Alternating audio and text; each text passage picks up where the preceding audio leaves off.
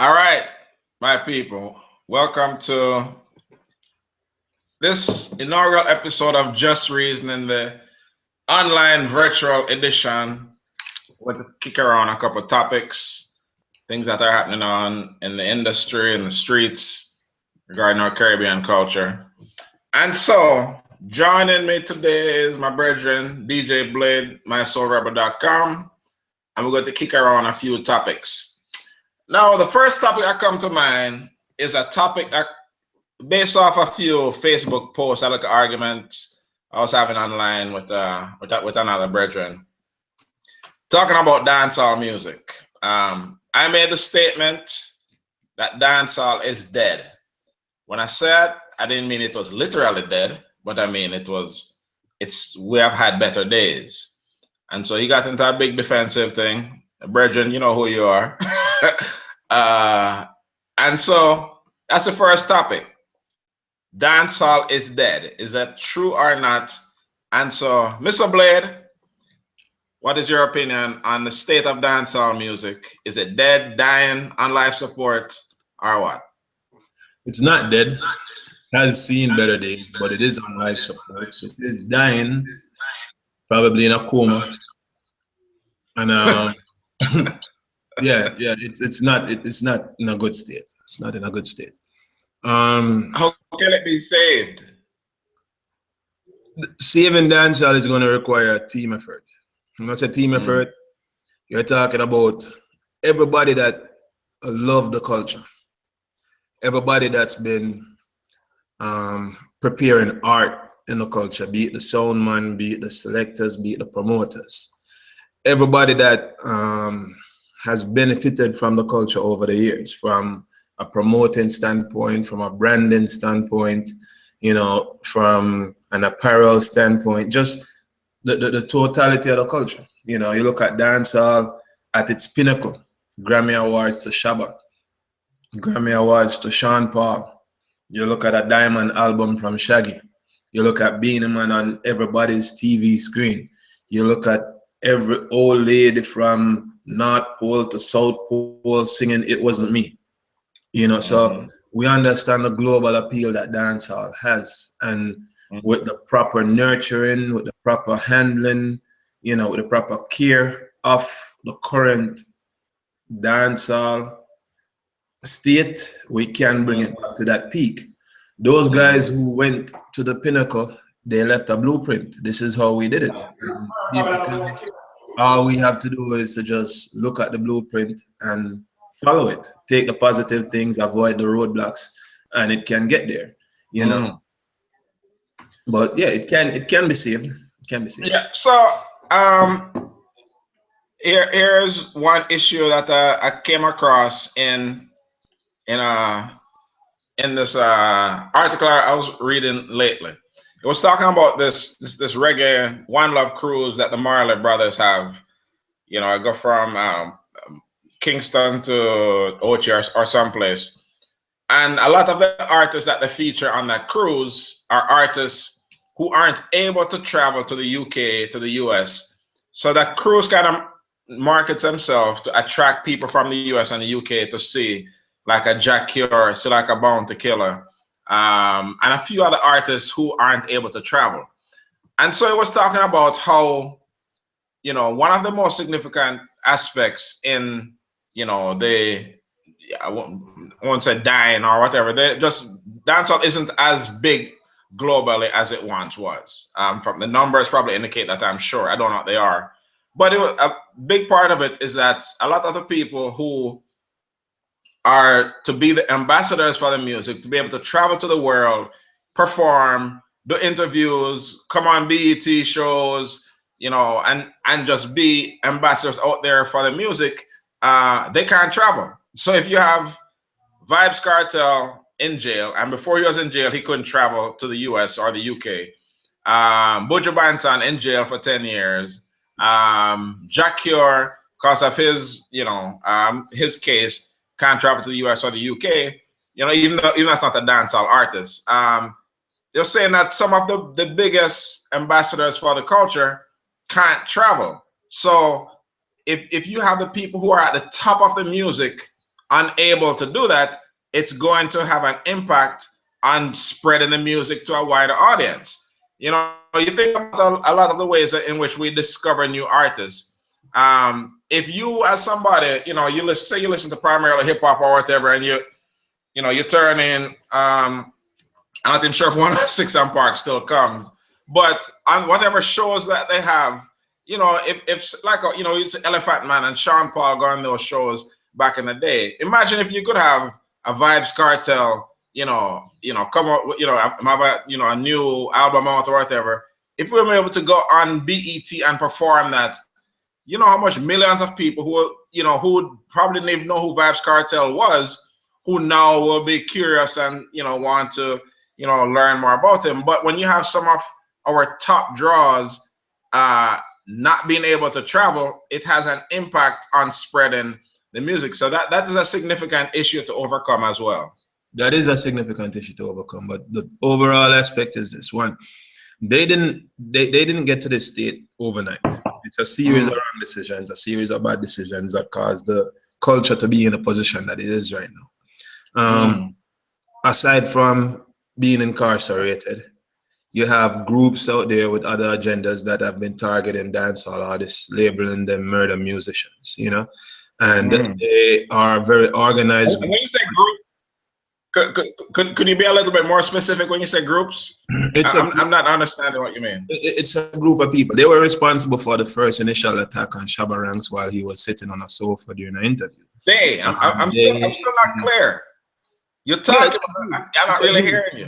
They represent the number two, between 1 and 2. Those guys, they have been systematically targeting dancehall artists. You're talking about a major tour that was lined up for Cape Town, a major tour that was lined up for Buju Banton. House of Blues, which is one of the biggest, outlets here for musicians to perform, had a tour lined up and it got canceled because that particular group, exercised their muscle and showed weight, so they're just one of the groups. Then you're looking at, promoters who aren't really promoters coming into it and not doing the craft justice. Then you're looking at the artists themselves who are not the best but pricing themselves out of the game. Then you're looking at, it's just a lot of things that have been working together that has put dancehall in a dire state that it's at right now.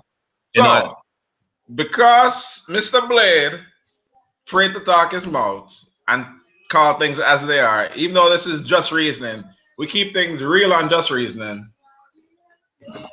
The premise that you have is that because of anti-gay lyrics by artists such as Sizzler, Beanie Man, Bounty Killer, among others, Capleton, because of that the power of gay rights groups has been influential in basically banning certain artists from not banning them, but basically threatening boycotts. And if you don't drop the show, we're going to do this and that. I'm not going to spend money in your business or what have you. So your premise is that the anti-gay message of many of dancehall artists has played a large part in helping to bring the music down. Is that what your premise is, Mr. Blade? It has played a very, very large part. You look at, for example, I was here, I interviewed him, I was talking to Capleton when he was very excited about going on a particular tour. But every stop he made, you had a group of protesters outside. Before the show, you had people talking about they're going to protest. You had the gay organizations taking out, different articles in paper, murder musician coming to town. And they are organized. You know what I'm saying? And even though, you look at Capleton may have a couple songs, that whatever, and he has a couple songs that are positive or whatever. They don't look at look at, what happened. Buju Banton was a 19-year-old kid when he did Boom Bye Bye. You know what I'm saying? He didn't know that it was going to have the global appeal that he did. Now, even though Buju Banton has untold stories, has Till Shiloh, I Want to Be Love and all that stuff, it doesn't matter to that particular group because Buju Banton did Boom Bye Bye. You know what I'm saying? Because certain names are not necessarily relevant for me to call people who Radio can Parade. read between the Anyway, go lines, ahead. but that's what it is, that's one of the things. Then you look at the sound clash portion or the dance portion of dancehall, that has been also impacted by a lack of good promoters out there. You know what I'm saying? You have a lot of promoters who call themselves promoters. They're not in the game to promote the culture. They're just in there to floss or in there for other illicit gain. You know what I'm saying? You look at like how Irish and Chin used to do them thing, regardless if you hate them or love them. When you look at UK Cup Clash or stuff like that, it was well attended. The publicity behind it was great. Sponsorship. You look at the production of it, it was awesome. You look at sound systems from all over the world getting exposed and wanted to be a part of that. Then So you they look, don't have that anymore? not at that level. And Irish and Chin hasn't been doing a lot of promotion in that aspects anymore. So you Why? have void. Why you think? Well, in talking to Chin the last time he was here, his thing was, and I'm trying to quote him correctly, he said, Blade, you have to understand that these soundmen, they charge themselves out of the game. To put on a show like UK Cup Clash, where you have 6 to 8 of the top sounds, each of these sounds want no less than $5,000, right? You look at 5 8's 40. So just to pay the sound them alone is 40,000, right? Then you're looking at, all the other logistic that goes into putting that event on. Then you calculate the likelihood of even breaking even. You know what I'm saying? It don't make money sense. It don't make sense. And when you try to present that to a lot of the artists, to a lot of the soundman, to a lot of the dancehall DJs, they don't care. They just want them paid and that's it. They don't realize that in pricing themselves out of the game, they're also pricing the culture out of the game. Because for us to do, we can't do a proper show in Houston.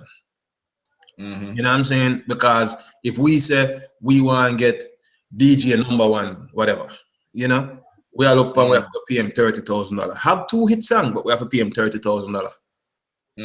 Then with Houston have the following. At the moment, it had the following, but it doesn't have the following. To where you're going to make back that $30,000. And that's just his money that he's getting. You're looking at now also the venue that you have to pay for. You're looking at everything that goes with it. So to put on that show for the $30,000 artist that they just pay, probably run the promoter almost 50 grand. You know? Right. But so here's the thing. But are you saying that the artists or the sound systems, they have dramatically raised their prices to where it killed the industry? Are you saying that's the main issue? Yes. Okay. and it's not the only issue, but that's one of the main issues. One of the main issues. Because why me as a promoter would spend money to bring DJ so and so from Jamaica to come up here? I don't have anything to show the draw that DJ so and so has. You know what I'm saying? There's no catalog out there that you can look at and say. That was the Jamaican version, but there's no catalog. It's the Jamaican version. The actual one is catalog. But there's nothing out there, a database established where you can say, okay, Popcorn, last 10 show, him draw this. You know what I'm saying? Sizzler, last 10 show, he draw this.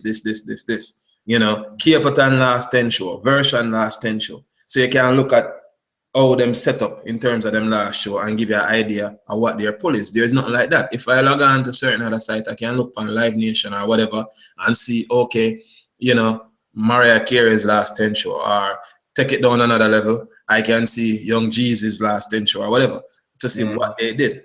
And you have an idea of what they would do when they come to your city. The other part is this. I can get a few artists from Houston. I can get a Slim Tug. You know what I'm saying? Carl Thomas lives in the Woodlands. We can get him. You can just put together something with locally based talent, for, 10, 15,000. You don't have to fly them in. You don't have to worry about hotel and accommodations or, move them around. They live locally. And you're making more than the money that you would currently make putting on a dancehall show. So why do a dancehall show as a promoter? These are the questions that them ask. So you as an artist, knowing that these are the things that promoters are up against, these are the things that are facing the industry, you have to be willing to work with the people that are on the forefront fighting for the industry also. But a lot of them are not, which is the reason why a lot of promoters just don't want to deal with them. We rather get a bag of young selectors, a bag of DJs, and if you notice a lot of the shows now, you will have 50 DJs or 50 sound locally on there versus go ahead and get one quality dancehall artist. All right. Okay. So those are issues kind of like tangential to the music itself. When I say I mean, so that's more like, you know, business operations and that sort of thing. I've, you know, no doubt that those are significant issues. So, you know, so we mentioned, you know, the fights put forth by the by gay rights groups. That's an issue. It has been an issue. I don't know how significant it is today, but it definitely has been an issue in the past. Artists and, you know, sound system pricing themselves out of the game. That's another issue. How about just on the music itself, the quality of the music itself? From my perspective, you know, yeah, I listen to a lot of dancehall. I listen to more kind of conscious music. I just, unless I'm out, you know, in a club or dance or whatever, that's the only time I listen to a lot of dancehall. I listen to it just to kind of keep tabs on it. My kind of music is more like, you know, Chronix, Dre Island, who I'm listening to right now, Jesse Royal, Kibaka Pyramid, and, you know, those type of conscious artists. From a dancehall standpoint, I don't know. I think one of the issues, and this kind of happens to a large extent in hip hop as well, is everybody just want to follow along, right? You don't have, you don't have, people don't say like, this is my style, this is what I go into, this is my subject matter, and that's it. You know, they kind of tend to want to follow along what everybody else doing, because this man chatting slackness and get a buzz and get so many views on YouTube and get all his Instagram likes and what have you. I'm going to follow along that same path and just talk about the same subjects. Under hard this, under hard that, down in our throat, that, you know, same old nonsense. And that, you know, that me gets tired. You know, and it's popular among a lot of people. It gets tired to me. From a quality of music standpoint, I think there needs to be, you know, an improvement there as well. Yes, there may be issues around pricing, there may be you know, other issues going on, but I think the quality has just suffered. I mean, you know, you know, the post that I'm referencing that brought the subject up is, you know, a youth said that basically, if it weren't for Vibes Cartel, you know, some selectors wouldn't have any music to play. You know, and that's not really a diss on Cartel. It's just saying this man has been in jail for what, 3-4 years now, and still running dancehall. So it's a real indictment on everybody else to me, that you can't make quality enough music to, you know, outdo a man who is in jail and is going to be in jail for life, and him still running the scene from jail. What about everybody else? Why can't, you know, why can't somebody step up and grab the flag and say, I'm going to hold this down. Thank you, Vibes. You did your thing. You got us to right here. I'm going to take it and run from here. Nobody's really grasping things. I'll interject. I'll interject right here real quick. It's not that nobody is step up or try to step up. It's that they're facing a monster that a lot of people don't even know that exists. There is this monster called payola. And for those of you guys who don't know what payola is, it's when artists or record label pay the DJs or the radio station to get their music played, right? You're looking at a lot of talented artists. You know, I'm on SoundCloud on a regular basis. I check my inbox on a regular basis, and these guys are spitting fire. You know what I'm saying? But because they don't have that financial backing, their song is not going to make it to IRFM or Zip or any other the top Jamaican stations. And the reason why I use the Jamaican stations is because a lot of the overseas stations, they listen to Irie and Zip and all those stations to hear what's hot, so that they'll have an idea of what to put in their rotations overseas. So you're looking at, you're paying Irie FM, and they'll never admit to this, but you're playing Irie FM 5,000, 10 for a week or a couple of weeks to get your song played. And we're talking US, 20,000 for a month to get your song played. Who pay that? The label, the artist, or what? Whoever. If you're an artist independent, that's what you have to pay. If you're a label, that's what you have to pay. Labels, they get discounts because they have more artists that they're paying for. So you're sure about this? I'm 1,000,000% sure. I was working in radio. I was there where I got music that was fire that I wanted to play. But the production manager and whoever come in and tell me that, hey, and you now have to make a conscious decision. Do I want to lose my job because I want to play something that I think is good, or do I want to just conform and do what they say? And at the end of the day, when you look like, Lily have to eat or whatever, you just play the song and come out. So that is what it is. I know from personal experience, not hearsay. I know from being on different radio stations from Houston to New York, that's how it is, and I see it in Jamaica when I talk to my friends who work at these radio stations or I'm there with them. So this is not hearsay. And, I've had artists reach out to me in my inbox trying to see if, we want to take them under our wing, which means that we are going to pay for them to get boss, and we are going to sign certain contracts to where we're responsible for the financial direction of their career. So this isn't something that we hearsay. So imagine a group who doesn't love the dancehall culture that we love, or the way we love it. They're the ones who have money, and they decide that, okay, I'm going to pay for this gimmick artist and that gimmick artist to be the ones that come up through the cracks. There is nothing we can do to stop it, because at the end of the day, the radio station, they got their money and they really don't care about the content. They just know that they get their money. You know what I'm saying? And the DJs, them get them pay. So it's a ripple effect. And then, for example, when I was on air, one of the songs that I took offense to was Laffy Taffy. Girl shaking Laffy Taffy. Because at the same time, you had some independent artists who did some killer songs, and I'm like, these songs are way the hell better than Laffy Taffy. Why the hell am I playing Laffy Taffy in the rotation? You understand? And they're like, look, it's on your rotation. You need to play it 2 times, top of the hour, whatever.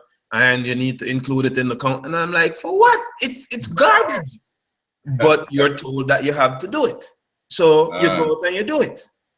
The only way around that is, like the independent stations, the online stations that don't really get a lot of payola, they can get around it. But if we're talking the on-air stations, the Radio 1 stations, stuff like that, they work on the payola. And that's just the way it is. All right. So let's say, payola. I'll take your, you work in the industry. I haven't. That payola go on.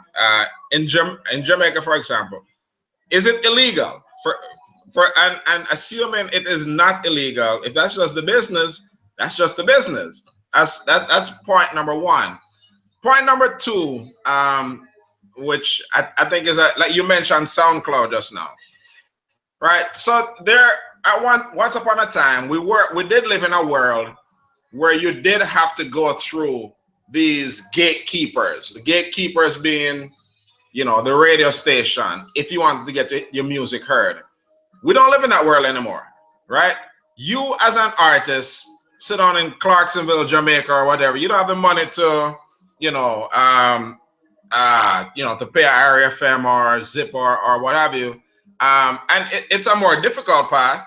But nowadays, I can sit here and make a music right now, and push it the right way through SoundCloud, through free means of getting the music out there, and that music can reach 1 million people, right? It is a harder path, yes, but we don't have to necessarily go through these gatekeepers like we used to. So if payola go on and it's part of the industry and that's just how it go, that's not something that we can really fight, especially if it's legal. And even if it is illegal, if somebody making a money, nothing we can do to really change it. So it's just one of those things, Okay, it is illegal and it's also immoral, but it's something that people do. So it's a part of the Is industry. it illegal in Jamaica? In Jamaica, I'm not sure. I'm Ah, not sure because yeah, just I knowing know how it is Jamaica here. run, yeah, just knowing how Jamaica run, I'm not sure. Yeah, I just would just say that just even if just it give a is, man of money and you're good. yeah, with the money pull up and all them something there, yeah. So Yeah, it's the same thing pull up via the radar. yeah, So, but the thing that you're saying is, with the gatekeepers being gone, you can come out. You look at a guy like Omi, you know what I'm saying? And I love Omi's story. A guy who just had a passion for music, been pushing it all his life and all that stuff, and he gave up. Basically gave up. Didn't want to do it anymore. And his girl at the time shopped it around, and the rest is history. You know what I'm saying? mm, And but how many homies are we gonna have? I mean, I have a guy who I know in Jamaica who is crazy talented. Did a song called "A Compound Town," and it was getting a lot of airplay, but he didn't have the money to keep paying to get it played. A youth name, I think Travis Alex. But when you listen to the lyrics of his songs, a real conscious dude. You know, mm, I think educated, finished UA, all that good stuff. And mm, you listen to the lyrical content of his music, it's really good. But mm, again, not having the financial backing to push him through the gate is one of the things that's holding him back. And there's a whole lot more like that. mm, Artists who are really, really talented, really good lyrical content on point, flow sick, but you're just fighting that beast. So that being yeah, said, one of the things I think that can save dancehall is having a group record label, i.e., like Island Records or whatever, but with the intention of we're getting dancehall back to where it's supposed to be. So mm, you're gonna be looking at the total package from artist development. You know what I'm saying?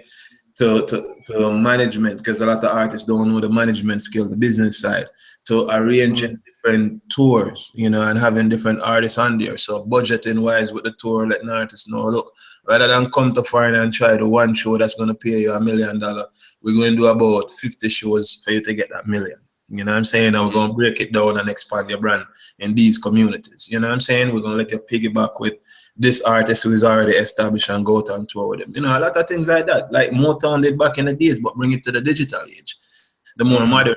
So all the things that were done in the initial phase of building dancehall, which was like an underground thing, which you could be in New York and you go to a Biltmore, you go to a basement party, and it was sick. You know what I'm saying? Here in Jamaica, it's a part of the culture.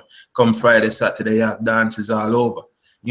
You're in somewhere like Houston where we have indoor, outdoor, and you go until the sun come up in the morning because the dance is like that. So it can get back to there, but it's just gonna take a team effort. It's gonna take mm, people who really love and care about the craft to do that. Right now, it's lifeline. It's beep, yeah, yeah. you know, Clear. yeah, that's basically what's going on. So, you Uh, know, we have to be really, really careful about the next series of steps that are made. yeah, It's going to take people like us, My Soul Rebel, who are the middle people between corporate world and dancehall to make those marriages happen. You know what I'm saying? mm, Bring artist A to sit at the table with a Coca-Cola. Bring artist B to sit at a table with Beats headphone, and make that merger happen and have the dancehall community behind yeah, these products. yeah, These are some yeah, of the things it's gonna take, and also it's gonna take us having a platform that's dedicated towards the Caribbean culture, the dancehall culture. mm, You know what I'm saying? mm, And be that face where people know, oh, if I want to find out about dancehall, that's where yeah, I'm going. So yeah, yeah. So I mean, yeah, what's that echo, man? Anyway, I'm hearing everything I said twice. It's annoying. I look at dancehall, where dancehall is now, and I compare dancehall and hip hop a lot because I mean I moved to the US, right when hip hop was growing. So I saw it grow from a little underground thing, with man and man in front of the house, breakdancing on cardboard, listen to look at tapes until you get to the point where you get a like an AM station for a few hours a day where they play rap music. then go from there to where you get a segment on an FM station, go from there to where you see it in a, until we have movies with it. And so I just saw the whole thing grow way beyond the music to overall culture. And the way that I see dancehall growing back to its, mainstream acceptance. That may not mean anything to some people, but mainstream acceptance basically going to mean dollars in people's pockets. That's, put money behind it, and that everything will grow. So it's going to take more than just good music. That's a part of it. It's a very important part of it. But it takes, building, a brand around certain artists. Say you take the top dancehall artists and you have that music. Okay, people like the music or whatever, but we have to get integrated into other places where people consume entertainment. It may be you're watching a TV show and you hear, they go to a lounge or whatever, and you hear popcorn playing in the in the background. So forming those relationships to where that music is now, you hear it in different places. You hear it on, on the background of a TV show. You may put it in a movie. You may have that artist be a brand ambassador for something. You may have a cameo in some movie or what have you. It's going to take these type of things. So it's going to take more than just the music. The music is the starting point, but it takes a whole lot more than that. And it takes, companies like ours, as well as other people out there who are in the promoters, people in marketing, people in merchandising, to market the entire culture of dancehall. The music is the hook. That's the initial, starting point. But we have to play our part in getting this culture as a whole accepted on a much wider scale. So to kind of wrap up the conversation around, state of dancehall, I don't think it is dead. I don't think it is necessarily dying, because dying kind of implies that it's on its way to being dead. I more so think that it's in rehab, right? It's like a life support in rehab, needing a clear to bring it back to life.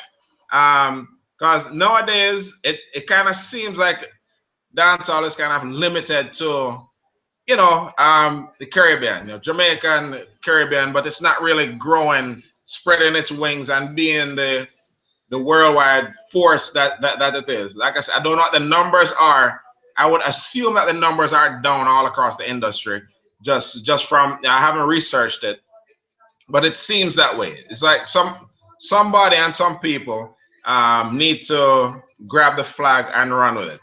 And again, it's not just the artist's responsibility. It's all of us who love and appreciate this culture.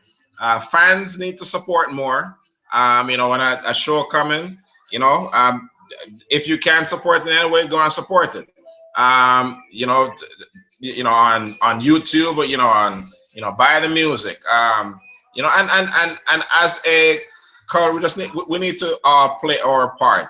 It takes a whole lot more than the artist to make this music and this culture get bigger. So, we all have our part to play. So dancehall will only die if we let it. And it's really up to all of us to help save this music and this culture that we love, that has seen better days, fairly recently. You know what I mean? I don't know, Rasta. I don't know. You don't know, Rasta? I don't know. Well, you know what? It's something that, it's salvageable, something that can be saved. Like I said, with the right care, the right nurture, the right decisions, the right set of moves, the right people behind it, it is something that can, get back to and get to a better place than it was before.